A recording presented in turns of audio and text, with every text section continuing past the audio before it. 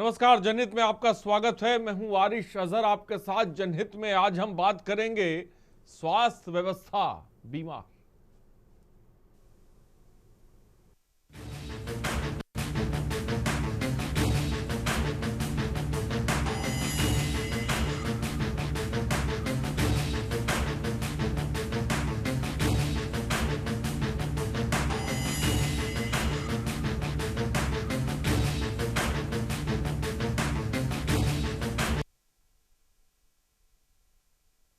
जी हां, एक तरफ उत्तर प्रदेश सरकार ने आम जनता को उनके घर गांव के पास ही मुफ्त प्राथमिक स्वास्थ्य सेवाएं उपलब्ध कराने के लिए दो प्रमुख योजनाएं शुरू की, आयुष्मान आरोग्य मंदिर और मुख्यमंत्री आरोग्य स्वास्थ्य मेला।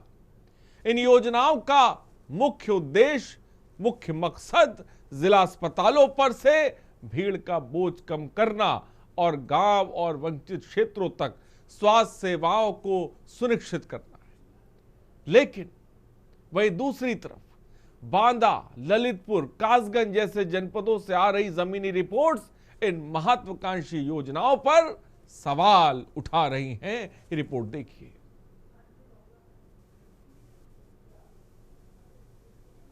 स्वास्थ्य व्यवस्था बीमार, आयुष्मान आरोग्य मंदिर में डॉक्टर कहां? स्वास्थ्य व्यवस्था बीमार, कौन करेगा सुधार? सपोर्ट स्टाफ का अभाव, कौन है जिम्मेदार? सफाई कर्मचारी बांट रहे दवा, स्वास्थ्य केंद्रों पर गंदगी का अंबार, क्या यही है आरोग्य? बांदा, ललितपुर और कासगंज की जमीनी हकीकत। एक तरफ उत्तर प्रदेश सरकार ने आम जनता को उनके घर गांव के पास ही मुफ्त प्राथमिक स्वास्थ्य सेवाएं उपलब्ध कराने के लिए दो प्रमुख योजनाएं शुरू की, आयुष्मान आरोग्य मंदिर और मुख्यमंत्री आरोग्य स्वास्थ्य मेला। इन योजनाओं का मुख्य उद्देश्य जिला अस्पतालों पर से भीड़ का बोझ कम करना और गांव और वंचित क्षेत्रों पर स्वास्थ्य सेवाओं की पहुंच सुनिश्चित करना है। वहीं दूसरी तरफ बांदा, ललितपुर और कासगंज जैसे जनपदों से आ रही जमीनी रिपोर्ट्स इन महत्वाकांक्षी योजनाओं के क्रियान्वयन में गंभीर चुनौतियां और लापरवाही को दर्शाता है, जिसके कारण घर के पास इलाज का सपना अधूरा साबित हो रहा है।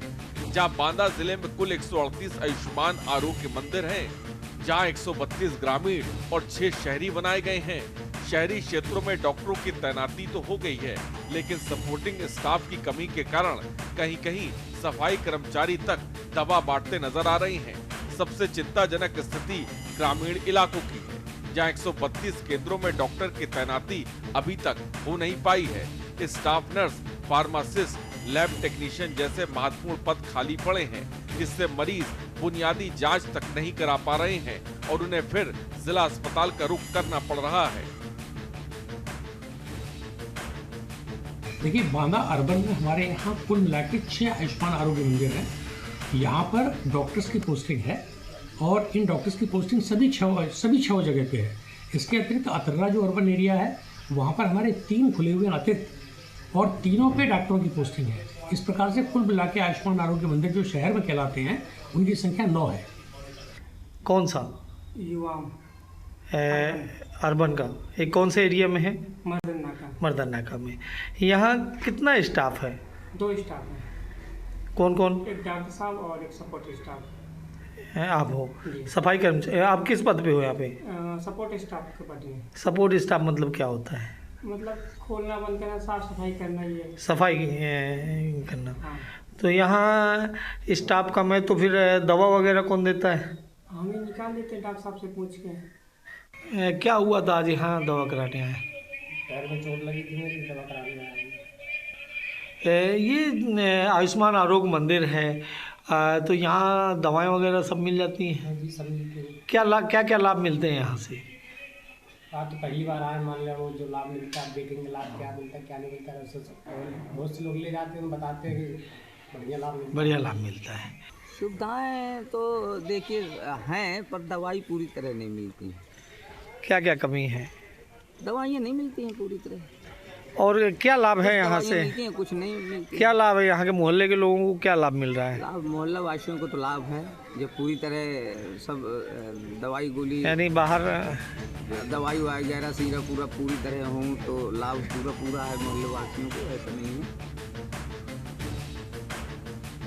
कासगंज का हाल भी बेहाल है। कासगंज में कुल 167 आरोग्य मंदिर बनाए जाने हैं, जिनमें से 142 चल रहे हैं। सीएमओ के दावे के विपरीत स्थलीय निरीक्षण में कुछ केंद्रों पर ताले लटके मिले हैं। ग्रामीणों ने बताया कि चिकित्सक कभी कभी आते हैं। तैयबपुर सूरतगंज में ग्रामीणों ने बताया कि आज डॉक्टर भी नहीं आए हैं। मरीजों की संख्या 15, 20, 25 के लगभग प्रतिदिन निकल आती है। और यहाँ पर जो क्या कहते हैं, जो आपका स्टाफ नहीं दिख रहा है, क्या बात है?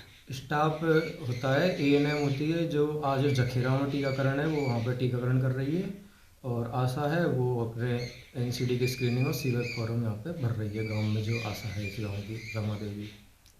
हमारे यहाँ 167 आयुष्मान मंदिर जो हैं बने हुए हैं या किराए पे लिए हुए हैं, मतलब संचालित है, जिसमें से आज की डेट में 142 चल रहे हैं, क्योंकि हमारे यहाँ बाकी CHO की कमी है।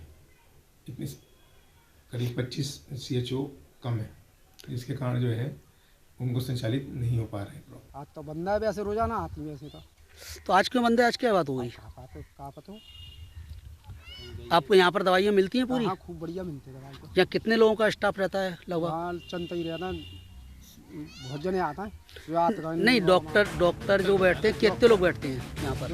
डॉक्टर नहीं तो एक ही आती है। हाँ।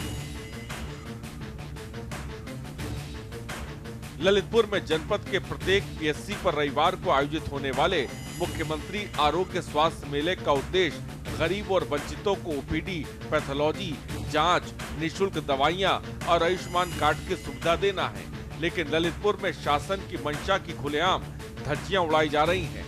मंडावरा ब्लॉक की डोगरा खुर्द PSC, गोना कुसमाड़ PSC और तालपेहट ब्लॉक के पूरा बिरथा PSC का निरीक्षण किया गया, जहां सभी जगह ताले लटके मिले। इन केंद्रों पर ना कोई डॉक्टर मिला और ना कोई और। उत्तर प्रदेश में मुख्यमंत्री योगी आदित्यनाथ द्वारा प्रत्येक रविवार को यहाँ स्वास्थ्य आरोग्य मेला आयोजित किया जाता है, जिसमें एलोपैथी एवं आयुर्वेदिक एवं यूनानी विभाग के डॉक्टर यहाँ उपस्थित रहते हैं, जो मरीजों की देखभाल करते हैं। लेकिन यहाँ आज 21 सितंबर है और यहाँ कोई भी आरोग्य मेला में उपस्थित होने डॉक्टर नहीं है। केवल एक स्वीपर के पद पर तैनात लड़का यहाँ है। मरीज भी आ रहे हैं, लेकिन यहाँ कोई भी डॉक्टर मौजूद न होने से मायूस होकर लौट जा रहे हैं। अब यहाँ आयुर्वेदिक यूनानी विभाग की जो पूजा यादव डॉक्टर हैं, उनकी यहाँ ड्यूटी लगाई गई थी, लेकिन वह भी पिछले 2 हफ्तों से यहाँ उपस्थित नहीं है। केवल यहाँ का उस विभाग का कभी कभी एक लड़का जो कि चतुर्श्रेणी या संविदा कर्मी है, वो केवल आता है। तो जब इस मुख्यमंत्री की इस महत्वाकांक्षी योजना को इस प्रकार यह जिम्मेदार लोग लापरवाह तरीके से करेंगे, तो यहाँ मरीजों को कैसे लाभ मिलेगा? स्वास्थ्य सेवाओं में मिलीभगत का खेल देखने को मिल रहा है। यहाँ एलोपैथी, होम्योपैथी और आयुर्वेदिक चिकित्सकों की भागीदारी आवश्यक है। तीनों ताले लगी PSC पर आयुर्वेदिक चिकित्सा अधिकारियों की ड्यूटी लगाई गई थी। इस मामले में जब कार्यवाहक क्षेत्रीय आयुर्वेदिक अधिकारी डॉक्टर अर्जुन लाल अहिरवार से पूछा गया, तो उन्होंने कहा कि ड्यूटी पर तैनात डॉक्टर मातृत्व अवकाश पर थी। सवाल ये उठता है कि जब अवकाश पहले से ही स्वीकृत था, तो ऐसे डॉक्टर की ड्यूटी क्यों लगाई गई, या फिर ड्यूटी लगाने के बाद उन्हें छुट्टी क्यों दे दी गई? बांदा, ललितपुर और कासगंज की रिपोर्ट से बता रही हैं कि उत्तर प्रदेश में स्वास्थ्य सेवाओं का विस्तार कागज पर तो तेज दौड़ रहा है, लेकिन मानव संसाधन की कमी और अधिकारियों की घोर लापरवाही और मॉनिटरिंग के अभाव में इन योजनाओं को पलीता लग रहा है। सवाल बड़ा है कि घर के पास का इलाज का सपना आखिर पूरा कैसे होगा। कर रहे हैं स्वास्थ्य व्यवस्था बीमार, क्योंकि हम लगातार जो मुख्यमंत्री के द्वारा जो योजनाएं साफ तौर पे चलाई जा रही है मौजूदा वक्त में, चाहे आयुष्मान आरोग्य मंदिर हो या मुख्यमंत्री आरोग्य स्वास्थ्य मेला, योजनाएं बेहतर हैं, लेकिन जमीनी स्तर पर ये योजनाएं किस तरह से काम कर रही हैं, ये अपने आप में यहाँ पर बड़ा सवाल हो जाता है, जिसको लेकर हमारी टीमें लगातार तमाम जिलों पर जा रही हैं, ग्राउंड रिपोर्ट में जाकर देख रही हैं कि आखिर आयुष्मान आरोग्य मंदिर किस तरह से काम कर रहे हैं और खासकर मुख्यमंत्री आरोग्य स्वास्थ्य मेला आखिर कैसे काम कर रहा है। क्योंकि मौजूदा वक्त से जो तस्वीर सामने निकल कर आ रही है, कई जगहों पर ताले लटके हुए हैं, कई जगहों पर ऐसा देखने को मिल रहा है कि डॉक्टर भी नहीं मिल रहे हैं, कई जगहों पर मरीज जो है साफ तौर पे परेशान है। ये दावा और बात तो की गई कि भाई के मेला लगेगा, लेकिन सपोर्ट स्टाफ का भी अभाव साफ तौर पे देखने को मिला। तमाम गेस्ट हमारे साथ जुड़ रहे हैं। चंद्रशेखर पांडे बीजेपी के नेता हमारे साथ जुड़े हैं, बहुत बहुत स्वागत है चंद्रशेखर जी। द्रोण कश्यप समाजवादी पार्टी के नेता है, बहुत बहुत स्वागत है। रतन तिवारी जी कांग्रेस के प्रवक्ता है, बहुत बहुत स्वागत है आपका। डॉक्टर उपासना सिंह सोशल एक्टिविस्ट है, बहुत बहुत स्वागत है। मनीष तिवारी हमारे संवाददाता लखनऊ से हमारे साथ हैं, भगत सिंह संवाददाता बांदा से हमारे साथ हैं, शैलेंद्र जैन हमारे संवाददाता ललितपुर से हमारे साथ हैं, प्रशांत सोनी हमारे संवाददाता कासगंज से हमारे साथ हैं। तो तमाम जगहों की आपने रिपोर्ट भी देखी और साथ ही साथ हम ताज़ा अपडेट भी आपको देंगे। बांदा से हमारे संवाददाता भगत सिंह हमारे साथ हैं। भगत, आप बांदा की अगर बात करें, हमने रिपोर्ट देखा जहां पर बांदा की बात करें तो कुल 138 आयुष्मान आरोग्य मंदिर, लेकिन उसमें से 132 ग्रामीण, 6 शहरी बनाए गए हैं। लेकिन हम ये देख रहे हैं कि बुनियादी जो जांचें हैं वो भी मरीज वहां नहीं करा पा रहे हैं, जिला अस्पताल का रुख उन्हें करना पड़ रहा है। क्या तस्वीरें, मैं चाहूंगा बताएं। जी, मैं आपको जिस तरीके से दिल्ली की पूर्ववर्ती सरकार, आम आदमी पार्टी की सरकार के द्वारा वहां पर मोहल्ला क्लिनिक खोला गया था, उसी मोहल्ला क्लिनिक को उत्तर प्रदेश सरकार ने यहाँ जन आरोग्य मंदिर के रूप में स्थापित किया है। हालांकि बांदा जनपद के रूरल में या कहें कि शहरी क्षेत्र की बात करें तो कुल लगभग 150 आरोग्य मंदिर है जहां जो यहाँ पर बांदा में स्थापित है। अगर बांदा शहर की बात करें तो बांदा शहर में 6 स्थापित है और 6 आरोग्य मंदिरों में डॉक्टर की तैनाती है, लेकिन सपोर्टिंग स्टाफ वहां पर कम है। जो एक जगह पर तो ऐसा देखा गया जहां पर जो सफाई कर्मी था वही दवाई बांट रहा था।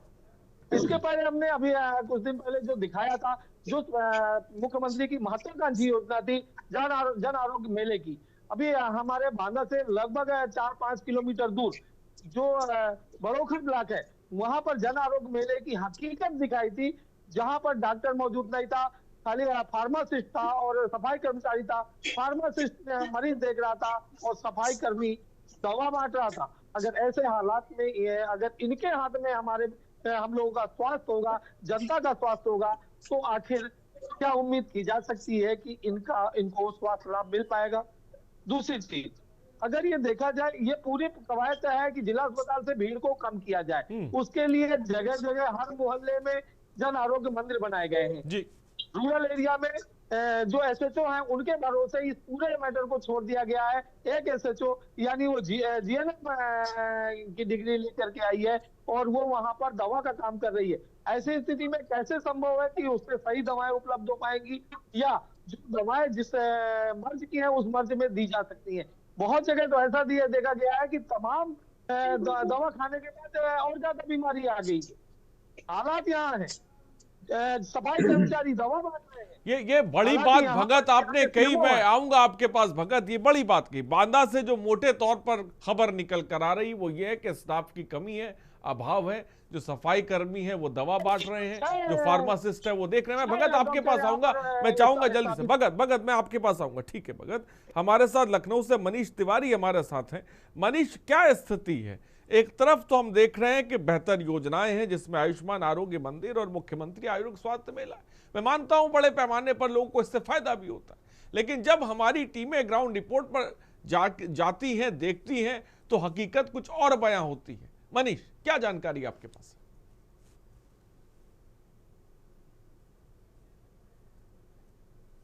कुल अगर देखा जाए जिस प्रकार से केंद्र सरकार की अंशुमान आरोग्य मंदिर योजना और साथ ही साथ मुख्यमंत्री की जो है स्वास्थ्य कल्याण मेला योजना, और जिस प्रकार से इन योजनाओं के घोषणा के बाद जो है इसका जिस प्रकार से प्रचार हुआ था और रूरल एरिया जहां गांव देहात के लोग हैं जिनको काफ़ी समस्याएं होती थी जांच के दौरान जो है या किसी प्रकार से कोई इलाज के दौरान जब भी स्थिति उनकी गड़बड़ होती थी तो उनको ज़्यादातर जो है शहर की तरफ रुख करना पड़ता था। लेकिन जिस प्रकार से सरकार की इन योजनाओं के द्वारा जो है उनको एक सहूलियत देने की बात कही गई तो इसकी काफ़ी चर्चा रही और चर्चा होने के साथ साथ जो उत्तर प्रदेश की जनता है और जिनके पास स्वास्थ्य की सेवाएं जिन गांवों के आसपास नहीं थी उनके लिए एक खुशी भरी लहर थी। लेकिन जिस प्रकार से जो एक संदेश और जो तस्वीरें सामने आ रही हैं वो एक सबसे बड़ा सवाल है।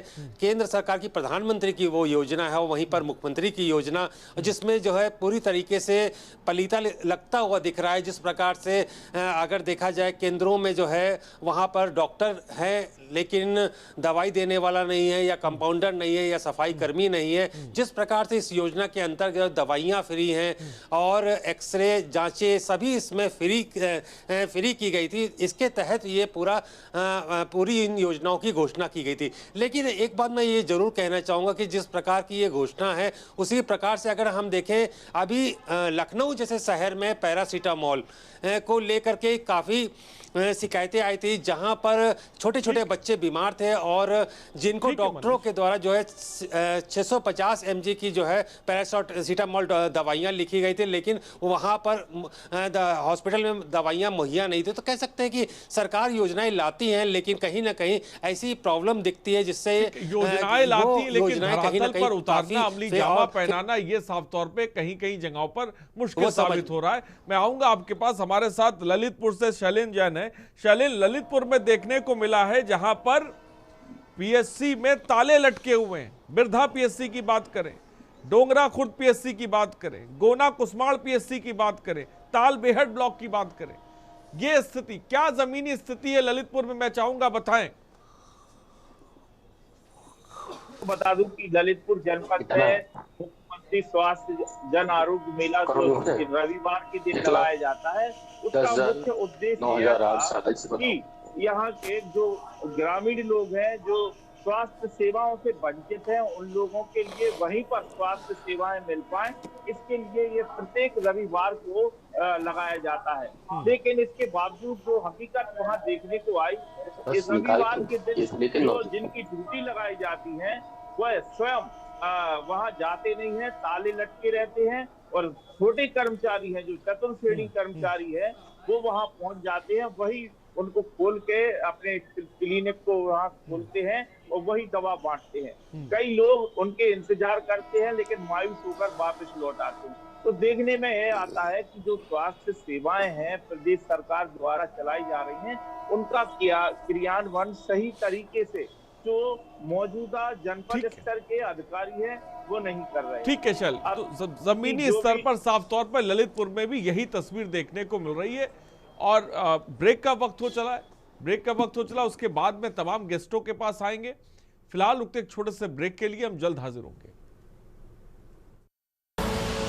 आप देख रहे हैं के न्यूज, खबरों का सारथी।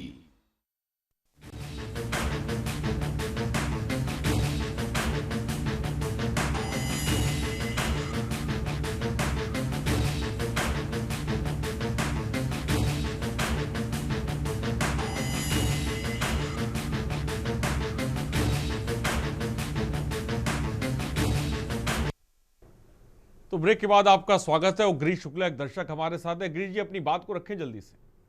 देश की सरकार जो है, प्रदेश की जो सरकार है वो विफल है अपने कर्मचारियों को कंट्रोल करने में। तहसील के कर्मचारी घर बैठ के तनख्वाह लेते हैं, अगर वो सबूत चाहे तो मैं सबूत साथ बता सकता हूँ। अस्पताल के कर्मचारी अपने घर बैठ के तनख्वाह लेते हैं, डॉक्टर पहुंचते नहीं है और खोल देने से कोई फायदा नहीं है। इसी प्रकार से पुलिस डिपार्टमेंट के लोग में जहाँ ड्यूटी लगाई जाती है थाने में तब तक तो कुछ काम कर भी देते हैं, इधर उधर खड़े होते हैं तो अपनी ड्यूटी सही अंजाम देते नहीं। तो जब नियंत्रण सरकार का है ही नहीं है इन लोगों पर, वो ना होने का कारण है कि सारी सरकार तो मोबाइल है, सरकार तो दिन भर घूमती रहती है और वो सोचते हैं अधिकारी काम कर।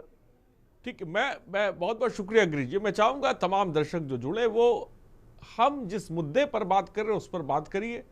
हम बात आयुष्मान आरोग्य मंदिर की कर रहे हैं, मैं चाहूंगा विषय से मत भटकिए। तमाम दर्शक अपनी बात साफ तौर पर, और कासगंज से प्रशांत सोनी। प्रशांत, जल्दी से बताएं, क्योंकि कासगंज में भी स्थिति बेहतर नहीं है। 167 आरोग्य मंदिर बनाए गए हैं, 142 चल रहे हैं, डॉक्टरों का आता पता नहीं है। ये डॉक्टर क्या कर रहे हैं कासगंज में, बताएं प्रशांत सोनी जल्दी से। जी बिल्कुल आ रहा आपको बता दूं कि कासगंज में भी यही हाल है कि जैसे प्रदेश में है कि कासगंज के अंदर हालांकि 167 में से 142 आरोग्य मंदिर संचालित है, लेकिन उन संचालित मंदिरों पर सीएचओ ही बैठ रहे हैं। उसके अलावा एएनएम जो डासा है, जो ड्यूटी है, वो अपने अन्य कार्यों की ड्यूटी पर लगी रहती हैं। जो सीएचओ है, कुछ कार्यालय, कुछ आरोग्य मंदिर ऐसे देखे गए, जैसे निरीक्षण किया तो जो कुछ तो आरोग्य मंदिर हाईवे की जद में आ गए हैं, वो अंदर जाके बने हैं, लेकिन उन जो एक कमरा बचा हुआ आरोग्य मंदिर का, वह भी उसमें ताला लगा रहता है। डॉक्टर, वहां के लोगों का कहना है कि डॉक्टर कभी कभी आते हैं, वहां पर जो सीएचओ बैठते हैं। वहीं कासगंज जनपद में जो स्थलीय ज्यादा निरीक्षण किया तो पाया ज्यादातर आरोग्य मंदिरों में स्टाफ की सबसे ज्यादा कमी है।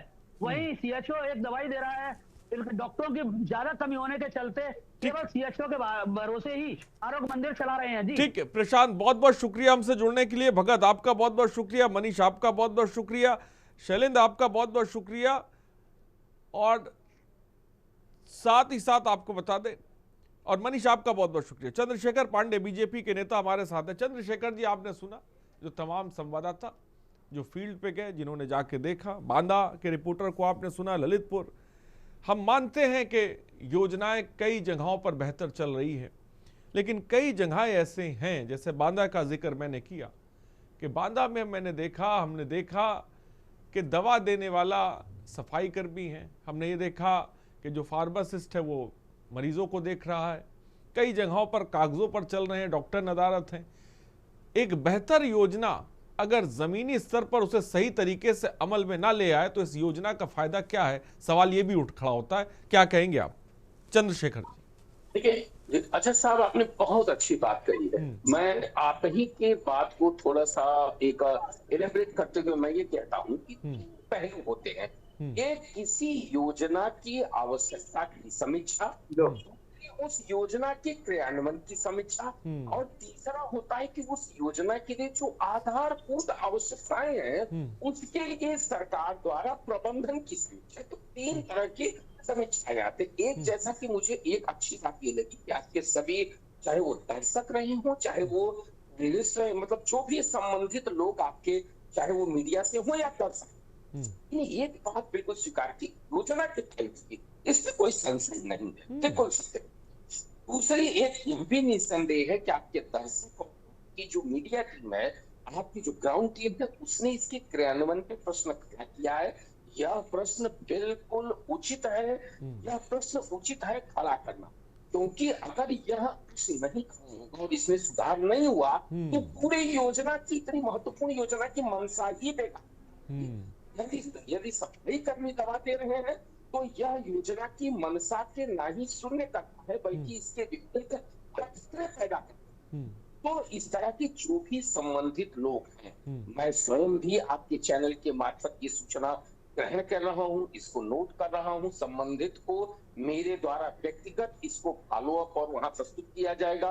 उसके साथ हमारी सरकार और जो आपका सूचना तंत्र है प्रशासन का, वो भी सूचना विभाग भी इसको नोट करेगा और इस पे फॉलो अप रख के निश्चित रूप से इस तरह के लोगों को खंडित किया जाएगा और सुधारात्मक उनके दिशा में ले जाने का प्रयास किया जाएगा जो इसके लिए जिम्मेदार है, इस तरह की हरकतें कर रहे हैं। दूसरी बात, इन दोनों के जो एक हमने कि जो आवश्यक किसी भी योजना के लिए कुछ आवश्यक रिसोर्स होते हैं, उससे बिना योजना नहीं पूर्ण अपने उस मनसा को नहीं पा सकती है, जिसके लिए जैसे चलिए ठीक मैं चंद्रशेखर जी आपके पास आऊंगा। मैं चाहूंगा जल्दी से सबकी प्रतिक्रिया आ जाए, फिर मैं आपका जवाब भी लेता हूं। द्रोण कश्यप समाजवादी पार्टी के नेता हमारे साथ हैं। द्रोण कश्यप जी, महत्वपूर्ण योजना जिसके बारे में बड़ी बड़ी बातें साफ तौर पे की गई, बहुतों को लाभ भी मिला, लेकिन समाजवादी पार्टी आयुष्मान आरोग्य मंदिर को, मुख्यमंत्री आरोग्य स्वास्थ्य मेला को किस तरह से देखती है और क्या कहेंगे आप? धन्यवाद आरिश जी। मैं यही कहना चाहूंगा कि भारतीय जनता पार्टी की जितनी भी योजनाएं होती हैं वो सिर्फ पेपर पे होती हैं, उनका विकास सिर्फ पेपर पे होता है, उनके ऑफिस और दफ्तर में होता है। धरातल में आप देखेंगे जाके तो किसी भी योजना का लाभ जनता तक नहीं पहुंच रहा है।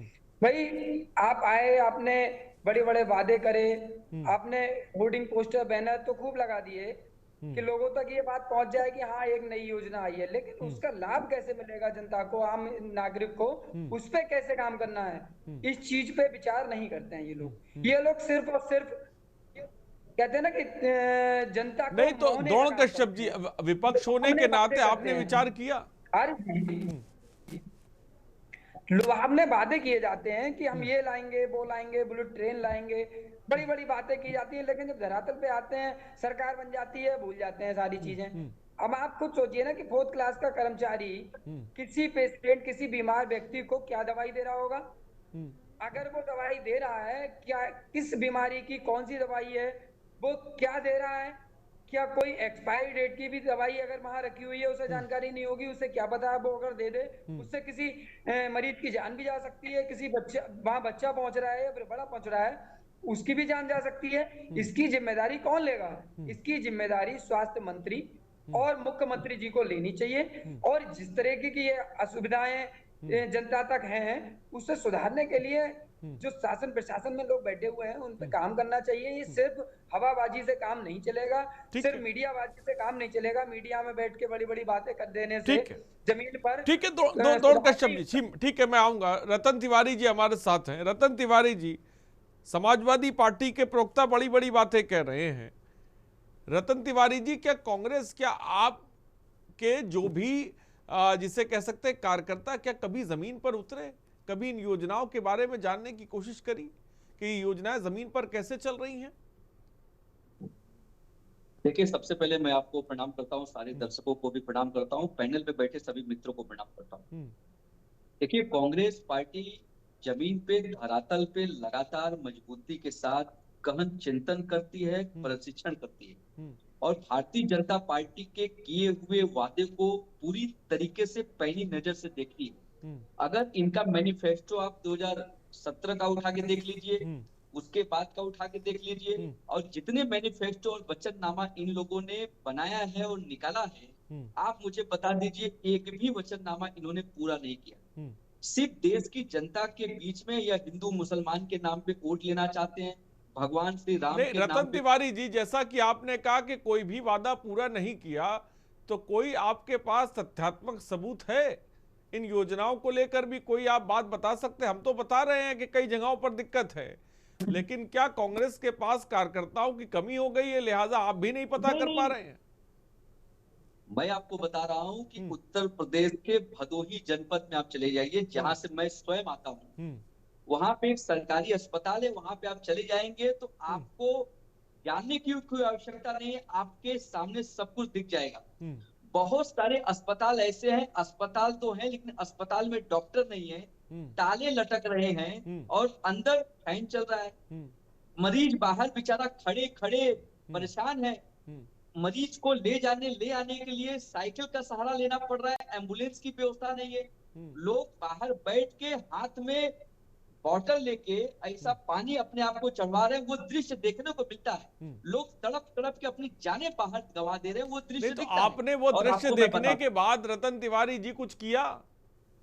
मैं आपको बता रहा हूँ, मैं मुद्दे पे आ रहा हूँ। उसके बाद मैं महाराष्ट्र में था, मैंने फेसबुक लाइव से मैंने दृश्य बताया था, महाराष्ट्र सरकार की पोल खोल दी थी कि मरीजों की लाइन लगी है लेकिन डॉक्टर अस्पताल में उपस्थित नहीं था। मैंने वीडियो, आप भी मेरे फेसबुक पे जाके देखेंगे तो वीडियो आज भी दिखेगा, और मैंने बहुत सारे महाराष्ट्र में मराठी चैनलों पे महाराष्ट्र की बात, आज तो हम यूपी की बात कर रहे हैं, कुछ जगहों की बात कर रहे हैं, मैं उसको लेकर कह रहा हूँ। महाराष्ट्र के विषय में हम बाद में बैठेंगे, लेकिन उत्तर प्रदेश की बात हम बता रहे हैं। बांदा का आपने जिक्र किया, कुछ किया आपने? मैं वही कि जहां जहां इनकी डबल इंजन की सरकार है, हर प्रदेश में स्वास्थ्य व्यवस्था पूरी तरीके से चरमरा गई है, पूरी तरीके से चकनाचूर हो गई। ठीक है, मैं डॉक्टर उपासना सिंह जी हमारे साथ है, सोशल एक्टिविस्ट है। उपासना सिंह जी, तमाम तर्क हैं, सत्ता पक्ष के अपने हैं, विपक्ष के अपने हैं, इस बीच आप समाज से सुनिए, सोशल एक्टिविस्ट है, आपने क्या देखा जो योजनाएं चलाई जा रही हैं मौजूदा वक्त में? CSC PSC पर आपने देखा कि क्या हालात हैं, किस तरह से योजनाएं चल रही हैं, क्या उनका लोगों को फायदा मिल पा रहा है? योजनाएं तो बेहतर बना दी जाती हैं, प्रचार बढ़िया हो जाता है, लेकिन जमीनी स्तर पर अगर कहीं डॉक्टर ना हो, कहीं ताले लगे हो, कहीं स्टाफ की कमी हो, तो फिर सवाल तो उठते हैं। किस नजरिए से आप देखती हैं? इसमें कोई दो राय नहीं है कि योजना बहुत बेहतरीन योजना योगी सरकार लेके आई है, और जितना उनका ध्यान इस समय गरीब और मध्यम वर्गीय, जो खास तौर पे जो ग्रामीण भारत है उस पर है इस सरकार का, वो बहुत ही प्रशंसनीय है। अब प्रश्न उठता है कि योजनाएं फेल हो रही हैं, क्रियान्वयन ठीक से नहीं हो रहा है, तो मुझे लगता है कि पूरा ध्यान हमारा होना चाहिए इन योजनाओं के क्रियान्वयन पे, किस तरीके से ये सही से काम करें। तो इसमें जरूरत है कि अब जो टेक्नोलॉजी का जमाना आ गया है, नया AI का जमाना आ गया है, हमें उन साथ इनको लगा हम क्रियान्वयन करते हैं, तो मुझे लगता है बहुत ही फायदा सभी को होगा। अगर हम जियो टैग की उपस्थिति टीचरों के लिए अनिवार्य कर सकते हैं, तो हम डॉक्टरों के लिए क्यों नहीं कर सकते हैं? अगर हम उस तरीके की एक बाध्यता इन डॉक्टरों के लिए करेंगे, तो अपने आप उनकी जो उपस्थिति है ऐसी जगहों पर ज्यादा से ज्यादा संख्या में होगी, और ग्रामीणों के लिए भी फायदा होगा। CCTV कैमरा है आजकल ऑनलाइन, अगर कहीं पर मुख्यालय बना दिया जाए जहाँ पर मॉनिटरिंग करी जाए हर समय कि भाई कितने डॉक्टर किस समय किस मुख्यालय में थे, कहाँ पर आरोग्य केंद्र में कितनी दवाइयां बटी, तो मुझे लगता है कि कोई शंका की बात ही नहीं रहेगी। अगर आप इन चीजों को इनके साथ जोड़ देंगे तो बहुत ही स्मूथली सब चीजें हो सकती हैं, और जो दोषी हैं उनको तो बहुत कड़ी से कड़ी सजा मिलनी चाहिए, क्योंकि डॉक्टरी का पेशा तो एक ऐसा पेशा है जो जिसको हम लोग मानते हैं कि भगवान का दूसरा रूप है, और अगर ऐसे पेशे में भी इतना ज्यादा करप्शन और भ्रष्टाचार फैल रहा है, तो इसके क्रियान्वयन की तरफ हमको बहुत कड़ाई से इसमें काम करना चाहिए। और इसमें कोई दो राय नहीं है कि ये बहुत अच्छी योजना है, ग्रामीणों के लिए बहुत ही सराहनीय योजना है। पर मुझे लगता है कि इसमें जो डॉक्टरों की उपस्थिति की आपने बात की कि होते ही नहीं है, और वहाँ पे जो सफाई कर्मचारी है वो दवाइयां दे रहे हैं और नर्सेज नहीं है, तो अगर वहाँ पे जियो टैग की आपने उपस्थिति दर्ज कराई और CCTV कैमरा लगाया, तो टेक्नोलॉजी के माध्यम से किसी तरीके की कोई, मुझे नहीं लगता कि इस योजना के क्रियान्वयन में ज्यादा परेशानी आएगी। ठीक, हाँ ठीक, उपासना जी मैं आता हूँ। द्रोण कश्यप जी कुछ चंद्रशेखर जी से कहना चाहते हैं। द्रोण कश्यप जी बोले। जी सर, मैं बस यही कहना चाह रहा था कि एक तो नंबर ऑफ जो ये सिस्टम बनाया गया है, क्या एक जिले के लिए 18 सेंटर सफिशिएंट होंगे? पहले एक मुद्दा ये भी है, इस बात को भी उठाया जाए। मैं कहना चाहता हूँ, क्या एक जिले में 18 या 20 अगर सेंटर बनाए गए हैं, ऐसे मंदिर बनाए, आरोग्य मंदिर बनाए गए हैं, तो क्या वो कितने एरिया को कवर कर सकते हैं? उसके बावजूद उनमें ताले पड़े हुए हैं, स्टाफ की कमी है, तो इससे क्या दर्शाना चाहते हैं? भाई सरकार, ठीक है, मैं सराहना करता हूं कि आप एक नई योजना लेके आए। द्रोण कश्यप जी ये तो मानते हैं ना कि योजनाएं बेहतर है। देखिए क्रियान्वयन उस धरातल पर उतरना ये अलग बात है, मैं इस विषय पर हम लोग चर्चा कर रहे हैं, लेकिन पूरी तरीके से नकार देना किसी चीज को ये भी सही नहीं है। ये तो आप मानते हैं कि अगर मुख्यमंत्री आरोग्य स्वास्थ्य मेला है तो ये बेहतर कदम है, आयुष्मान आरोग्य मंदिर है तो ये बेहतर कदम है, इतना तो आप मानते हैं। वो ठीक है, मैं कहता हूँ उसके लिए अच्छी बात है, लेकिन उसको चलाएगा कौन? प्रक्रिया कौन उसकी पूरी करेगा? भाई सिर्फ लागत और उसका डेमो कर देना यही हो गया क्या? किसी भी योजना को आप लेके आए हैं, मैं कहता हूँ समाजवादी सरकार में कितनी योजनाएं आई थी भाई? डायल 100 है, 190 है, 1090 लेके आए थे हम। स्वास्थ्य को लेकर क्या लाए थे? स्वास्थ्य को लेकर क्या योजनाएं लाए थे आप? 108 एम्बुलेंस आज तक चल रही है। ऐसी कोई भी योजना लेके आइए जो प्रॉपर ग्रामीणों को या आम जनता को उसका लाभ मिले, ना कि ये कि हमने कोई योजना लाए और उसका किसी तक कोई फायदा नहीं पहुंच रहा है, सिर्फ उसमें के पीछे घोटाला चल रहा है। ठीक है, मैं इसका जवाब ले लूं। चंद्रशेखर जी जवाब दें। जो द्रोण जी कह रहे हैं कि भाई योजना बना देना, उसका जिसे कह सकते हैं एडवर्टाइज करना, लेकिन धरातल पर उतारना भी बड़ी चीज है। वो कैसे उतारेंगे? उसको लेकर क्या प्लानिंग है? उसको लेकर क्या सोच है? बताएं चंद्रशेखर जी। अच्छा साहब, मैं आपको बड़ा स्पष्ट कर दूं कि सरकार ये भारतीय जनता पार्टी डिलीवरी की पार्टी है। यहाँ क्या जो व्यक्ति है उसको विकास अपने बेटे का, बेटी का या किसी अपनों का नहीं चाहिए, कार्यकर्ता का भी नहीं चाहिए, उसको विकास देश का चाहिए, प्रदेश का चाहिए। तो अभी मैं आपकी बात कहूंगा, टोकिएगा मत। तो हमारे यहाँ कोई योजना तब बनाई जाती है जब उसका आधारभूत ढांचे पे हम काम कर लेते हैं। तो इस योजना का आप समझिए, ये योजना आज की नहीं है। इसके लिए हमारे आदरणीय मुख्यमंत्री जी से लेकर के पूरे मंत्री जी ने सालों से काम किया है।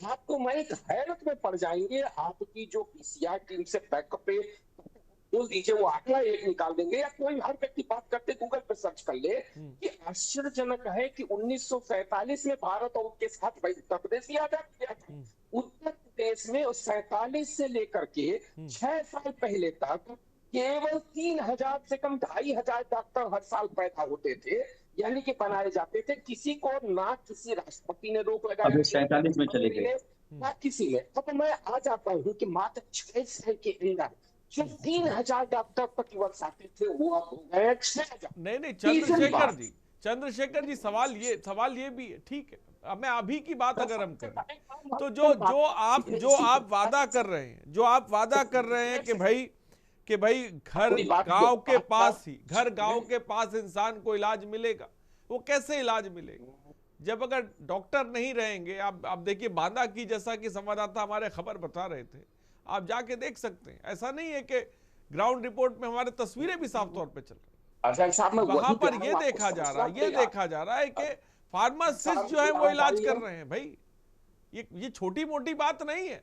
जब स्वास्थ्य एक बहुत बड़ी चीज है, लेकिन अगर वही सिस्टम, क्या मतलब फिर ये भी सवाल आ जाता है, क्या सरकार सिस्टम को नहीं सही तरह से चला पा रही है? फिर ये सवाल आ जाता है। चंद्रशेखर जी बोलिए। मेरी आवाज आ रही है? जी, आपकी आवाज आपको आ रही है? हाँ, आ रही। तो ध्यान से, आपके दर्शक हैं, उन्हें समझने की आवश्यकता है। जब तक समझेंगे नहीं, समस्या का समाधान नहीं होगा। मैंने बताया ना कि क्या किया गया। जब आज की केवल इस साल 2025 के अंदर उत्तर प्रदेश में 950 यानी 1000 नए डॉक्टरों की सीट बढ़ाई गई। जब हमने इस संख्या को 3000 से उठा करके 6000 पहुंचा दिया, तब हम एक तरफ जिधर हम आरोग्य इस योजना को लॉन्च करके हम आम आदमी के ज्यादा से ज्यादा पास में हॉस्पिटल और स्वास्थ्य की सुविधा ले जा रहे हैं, तो हमको मालूम है कि ये बिना डॉक्टर के सब अधूरा है। तो लगातार हम 5 साल में 3000 से 6000 डॉक्टर तो वही बात आ जाती ना चंद्रशेखर जी, जब चीजें पूरी नहीं थी, आप ले 132 केंद्रों पर डॉक्टर की तैनाती अभी तक नहीं हुई है। बांदा की सिर्फ अगर मैं बात करूं, सिर्फ बांदा की 132 केंद्रों की बात मैं कर रहा हूं। मैं और भी डेटा आपके सामने रख सकता हूं। जब डॉक्टर ही नहीं बनाए गए थे तो आप कहां से योजना को लेकर आए? केंद्र काहे बना दिए? कैसे? ये भी तो सवाल होगा ना सर। आज हमारे पास डॉक्टर्स जिस तरीके से, जितना यूपी के अंदर हमको अवेलेबिलिटी हो रही है, बस इस स्तर पे अवेलेबिलिटी हो रही है कि हर साल हम डॉक्टर बन जाते हैं, उसके बाद में लेके आते हैं। चंद्रशेखर जी, इस पर कांग्रेस के प्रवक्ता जवाब देना चाहते हैं। मैं आऊंगा आपके पास। रतन तिवारी कुछ कहना चाहते हैं। रतन तिवारी जी बोले, फिर मैं आता हूँ आपके पास। रतन तिवारी जी। नहीं, मैं यही कहना चाहता हूँ कि जब डॉक्टर महीनों से छुट्टी पर थे तो उनकी ड्यूटी किसके आदेश पर लगाई गई? पीएचसी बंद होने के बाद भी ताले अंदर बिजली पंखे क्यों चल रहे थे? जवाबदेही किसकी है? और स्वास्थ्य विभाग जानबूझकर ऐसे डॉक्टर की ड्यूटी लगा रहा है जो पहले से ही अनुपस्थित थे। तो कहीं ना कहीं, और गरीबों की जान जो जा रही है, जो जान जाने दी जा रही है, वो जिम्मेदारी किसकी है? अगर आपको सत्ता सौंपी है, डबल इंजन की सरकार आपको सौंपी है, तो जनता की जिम्मेदारी आपकी है। तो आपको वो जिम्मेदारी निभानी पड़ेगी। अगर जिम्मेदारी नहीं निभा रहे हैं, अगर स्वास्थ्य मंत्रालय जिम्मेदारी नहीं निभा रहा है, वो अधिकारी जिम्मेदारी नहीं निभा रहे हैं, अगर स्वास्थ्य मंत्री जिम्मेदारी नहीं निभा रहा है, तो मुख्यमंत्री को ऐसे लोगों पर कार्रवाई करनी चाहिए। रतन जी, यही बात आपको अपने कांग्रेस के सभी बड़े नेताओं को रिकॉर्ड करके अरे भाई साहब, हमने गलती की तो हमें सजा भी तो मिली। जनता पार्टी की उन्हीं ने मान लिया। चंद्रशेखर पांडे जी उन्हीं ने मान लिया कि हमने गलती की तो हमें सजा तो मिली। लेकिन आप ना गलती कर रहे हैं। आपको पता है कि हम इस वक्त 950 डॉक्टर एक्स्ट्रा हम उपलब्धता कराने में समर्थ हो चुके हैं और डॉक्टर एक्स्ट्रा उपलब्ध कराएंगे। देखिए दोनों में अंतर है। व्यवस्था होना एक इसको ठीक किया जाएगा। चलिए वो मान रहे हैं चंद्रशेखर जी के भाई इसको ठीक किया जाएगा, कम से कम एक्सेप्ट कर रहे हैं। मैं मानूंगा। उपासना जी कुछ कहना चाहती है, डॉक्टर उपासना जी बोले। देखिए, मैं यही कहना चाह रही हूँ कि योजना बहुत अच्छी है, बहुत अच्छी मंशा के साथ चालू की गई है। इसके क्रियान्वयन में कहीं कहीं त्रुटियां हैं, उस पर हमें ध्यान देना चाहिए। और उसके लिए बहुत तरीके की आजकल तकनीक हो गई है। एआई का जमाना है, ड्रोन का जमाना है, सीसीटीवी का जमाना है। अब हर चीज में आप उन चीजों को इस्तेमाल करिए और जो दोषी हैं उनके लिए कड़ी से कड़ी सजा दीजिए, उनका लाइसेंस रद्द करिए। डॉक्टरों को अगर ये होगा कि उनका लाइसेंस रद्द हो जाएगा तो वो अपनी जो नौकरी है उसको गंभीरता से लेंगे और जिस बात की उन्होंने शपथ ली है मरीजों के लिए, उनके लिए मसीहा बनने की, उसके प्रति वो सच्चे रहेंगे। तो मेरा यही मानना है कि एक उपासना जी बात है, गांव ग्रामीण परिवेश में बहुत ऐसे लोग हैं जो अभी एआई के बारे में नहीं जानते, जो अभी स्मार्टफोन इस्तेमाल नहीं करते। वो आखिर कैसे समझेंगे? वो आखिर कैसे समझेंगे चीजों को? ऐसा देखिए, जियो टैग डॉक्टरों के लिए है, ग्रामीणों के लिए नहीं है। नहीं, मैं मानता हूँ ग्रामीणों के लिए नहीं है, मैं मानता हूँ ग्रामीणों के लिए नहीं है, लेकिन जब उन्हें उस क्षेत्र में अधिकारी मौजूद हैं तब भी उन्हें डर नहीं है, खौफ नहीं है, तो क्या एआई से ये खौफ पैदा किया जा सकता है? जियो टैग की बात मैंने इसलिए कही है कि जो डॉक्टर का वहां पर नियुक्ति है वो अपनी उपस्थिति को वहां फोटो खींच के, जैसे कि टीचर्स अपना देते हैं वैसे वो अपनी उपस्थिति दर्ज कराएं अपने मुख्यालय पे, तो ही उनकी उपस्थिति वहां मानी जाए। क्योंकि अभी क्या है कि पता ही नहीं चलता है कि डॉक्टर है कि नहीं है और उसकी जगह कौन दवाइयां दे रहा है। तो जियो टैग का जो टेक्नोलॉजी का जो मामला है वो उन लोगों के लिए है जो पढ़े लिखे लोग हैं और जो इसके लिए तनख्वाह ले रहे हैं सरकार से। ग्रामीणों के लिए नहीं है। जो लोग वहाँ पे काम कर रहे हैं उनके लिए इसकी बाध्यता होनी चाहिए कि वो हर दिन वहाँ पे खड़े होकर फोटो खींच के भेजें कि हम यहाँ पर थे और हमने इतने मरीजों का देखा है। और सीसीटीवी कैमरा तो आजकल बहुत आम बात है। सीसीटीवी कैमरा तो आजकल फोन पे लोग देखते हैं, यहाँ से बैठे हुए चेन्नई के लोग यहाँ पर देखते हैं। तो सीसीटीवी कैमरा में तो कोई प्रॉब्लम ही नहीं है। अगर मंशा हो, करने की इच्छा हो तो सब कुछ हो सकता है। तो मेन बात यह है कि इस पर ध्यान दें और कोशिश करें। मुझे लगता है कि इतनी बड़ी कोई बात नहीं है और बहुत आसानी से इसका उपाय निकल सकता है। नहीं मैडम, बड़ी बात तो है मैम, छोटी बात तो नहीं है। अगर कहीं पर मरीज दूर से पहुंचे, कहीं मरीज दूर से पहुंचे और अगर उसको इलाज ना मिले, उसको दवा ना मिले, उसे डॉक्टर ना मिले, उसे ताला मिले, उसे केंद्रों में कंडे मिले, उसे भूसा मिले, तो बड़ी बात तो हो जाती है। उपासना मैं कह रही हूँ क्रियान्वयन में बड़ी बात नहीं है। अगर आप इसके लिए कोई पॉलिसी बना के उस पे क्रियान्वयन की तरफ काम करेंगे, इसको सफल बनाने के लिए, तो कोई बड़ी बात नहीं है। बड़ी आसानी से हम इन मुश्किलों को पार पा सकते हैं और इसको सफल बना सकते हैं। अगर आपकी इच्छा ही नहीं है इसको सफल बनाने की तो बात दूसरी है। तब तो आपको बहुत सारी इसके लिए बहाने मिल जाएंगे कि भाई यहाँ पर ये नहीं है, वहां पर वो नहीं है। लेकिन आजकल ऐसा नहीं है। आजकल गांव के स्कूलों में जब टीचर जाती है तो उसको अपना फोटो खींच के भेजना पड़ता है कि मैं आज यहाँ आई थी। यहाँ तक कि इंश्योरेंस के एजेंट भी जब घर घर जाते हैं तो उनको फोटो खींच के भेजना पड़ता है कि हमने यहाँ विजिट किया था, भले ही वो गाँव में गए हो। तो अगर ये सबके लिए बाध्यता है तो डॉक्टरों के लिए क्यों नहीं है? डॉक्टरों के लिए भी होनी चाहिए। चंद्रशेखर जी बताएं, डॉक्टरों के लिए क्यों नहीं है ये बाध्यता? क्या दिक्कत है, क्या परेशानी है? मुझे लगता है कि मैम बिल्कुल ठीक कह रही हैं और निश्चित रूप से होना चाहिए। और मैं एक बात बता दूं, भारत एक लोकतांत्रिक देश है। थोड़ी समस्याएं हैं, जैसा कि आप सबको मालूम है कि जो प्राइमरी स्कूल के टीचर्स के लिए बहुत अच्छी व्यवस्था दी गई थी, उनको टाइमिंग और उनको जियो टैगिंग जो मैम बोल रही हैं। लेकिन चूंकि हमारा लोकतांत्रिक देश है, विपक्ष बरगलाने में सफल हो गया और उन लोगों ने जियो टैगिंग और अपनी शेड्यूल्ड को पूरी तरीके से कंपैक्ट करने के लिए इनकार कर दिया। अंत में सरकार को फैसला वापस लेना पड़ा। तो ये लोकतंत्र है। देखिए, यहाँ पे जो मैम कह रही है वो बिल्कुल सही कर रही है और मुझे लगता है कि मैं भी ये एडवाइस करूंगा कि प्रयोग करना चाहिए। डॉक्टर आंदोलन करेंगे, कोई दिक्कत आगे आएगी तो इसका बीच का रास्ता निकलेगा, लेकिन एक अटेम्प्ट होना चाहिए। उनको बिल्कुल होना चाहिए। तो एक बाध्य करने का अटेम्प्ट होना चाहिए। इसके लिए मैं भी लिखूंगा आपने ये मुद्दा उठाया, इसके लिए पूरी जनता की तरफ से हम आभारी हैं, सरकार की तरफ से आभारी हैं कि आपके चैनल और आपके एक्टिविस्ट ने ये बिल्कुल सही उठाया। अच्छी बात कही। जनहित का कार्यक्रम का मकसद ही हमारा यही है चंद्रशेखर जी कि हम उन मुद्दों को एजेंडा बना रहे हैं ताकि के जमीनी स्तर पर योजनाओं का फायदा लोगों को कम से कम मिल सके, वो कागज पे ना चले और जो सेंटर से वो नक्कार खाने ना बने। ठीक है द्रोण जी, फाइनल कमेंट आपका भी। मेरा बस यही कहना है भारतीय जनता पार्टी के लोगों से कि कोई भी योजना बनाएं, उसे लागू करने से पहले उस पर जमीनी स्तर पे काम कर लें ताकि इस तरीके की समस्याएं ना आए, क्योंकि ये वही लोग हैं जो राम मंदिर भी पूरा नहीं हुआ उसका उद्घाटन कर दिया गया। राम मंदिर, देखिए राम मंदिर के विषय में बात नहीं कर रहे। मैं चाहूंगा जनहित से जुड़े मुद्दे में मैं कोई राजनीतिक बात नहीं करूंगा, मैं चाहूंगा इन्हीं मुद्दों पर ही।